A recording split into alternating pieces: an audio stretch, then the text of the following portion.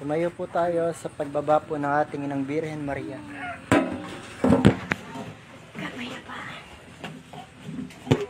Kapayapaan sa inyo, aking ngayon ay araw ng pagpupuri sa Diyos. Dito, Daddy. Kaya't kayo umawit ng maayos upang ang Diyos sa kaitaasan ay lalong maging masigla.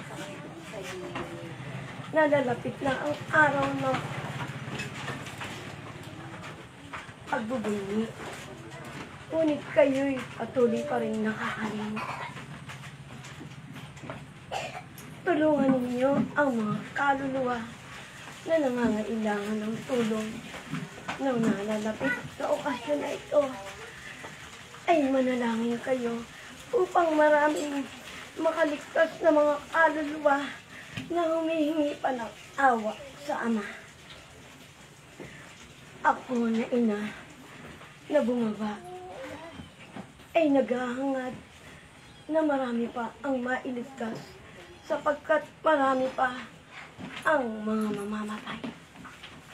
Doon sa malalayong lugar ay may mga batang umiiyak. May mga ina na umiiyak. At mayroong mga matatanda dahil sa digmaan. Manalangin kayo ng mahigpit sapagkat marami ang mga natatabunan at maraming kaluluwa ang umiiyak. Hindi sila dapat madamay. Ngunit ako na ina ay lumuluha sapagkat ang mga batang yaon ay hindi namang arapat dapat madamay. Kayo na aking mga anak ay nagbigay ng oras upang manalangin na mahinto ang digmaan. Kayo na aking mga anak ay tinatawagan ko na iluhod niyo sa lupa ang inyong mga tuhod sapagkat ang mga taong nadidimla ng isip ay nais na igupo ang mundo. Alam niyo naman na mga banal na espiritu ay gumagabay, ngunit sadyang matitigas ang ulo ng mga taong masasama na ang kanilang layunin sa mundo. Gusto nilang maghari, ngunit patuloy pa rin gumagawa ng paraan ang Diyos upang sila'y masalanta. Kayo na aking mga anak,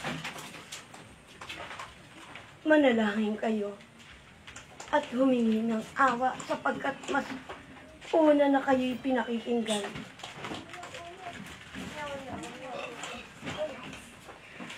Ilahad ninyo ang inyong mga kamay upang ang bendisyong ito pag uwi nyo sa inyong tahanan ay ibasbas ninyo sa inyong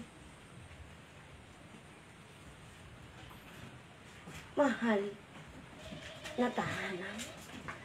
Lumuhod kayo sa lupa at magmakaawa kayo sapagkat maraming parusa ang dumarating.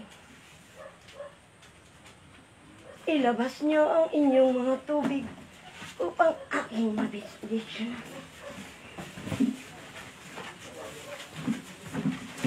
Kayo'y umawit ng papuri na nauukol sa kapayapaan sapagkat naguguluhanan ang mundo sapagkat ang kadiliman ay binabalot ang mundo. Ngunit kayo'y huwag titigil na manalangin. Aking tulungan ninyo ang mundo na mabago sapagkat kayo kahit kakaunti ay pinagpala.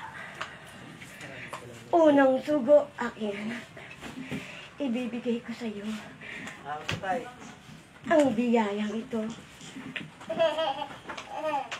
At itaas mo ang iyong mga kamay kung kailangan upang mapigil ang ibang salot at ang digmaang nagpabanta sa malakihang digmaan ay tunay na nalalapit. Kayo'y manalangin sapagkat hindi lamang isa o dalawang bansa, kundi marami pang bansa ang magkakaroon ng alitan. Tulungan ninyo ang tao'y magbalik loob sa Diyos. Ipahayag ang banal na salita at kayo'y gumawa ng nauukol sa gawaing kabanalan.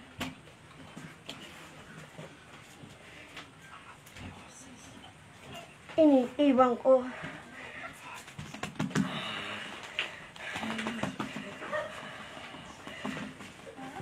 ang sipas na to. Unang sugo na ilahad mo ang iyong mga kamay.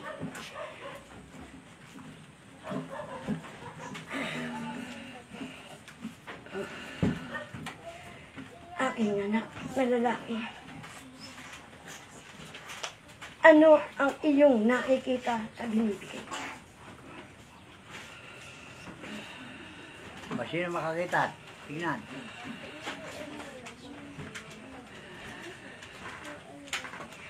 Ako'y magpapaalam. Magtulong-tulong kayo sa paggawa ng kabutihan sapagkat napipinto ang mabigat na parusa na ang digmaan ay unti-unting lumalawak. Lumuhod kayo sa lupa at halos umiyak kayo sa akin sapagkat mabigat ang dumadatal na mga pagsubok sa sanglibutan ito. Iyon lamang aking mga anak. Kapayapaan. Kapayapaan sa inyo aking mga anak.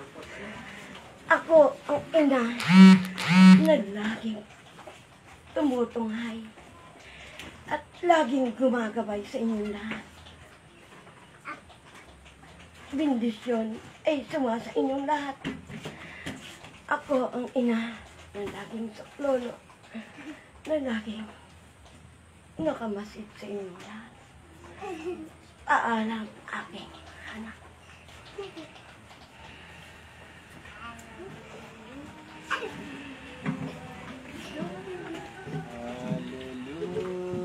Hallelujah, hallelujah. Purihin ang Diyos. Purihin ang Diyos. Hallelujah. Purihin ang Diyos. Hallelujah. Purihin ang Diyos. Hallelujah. Purihin ang Diyos.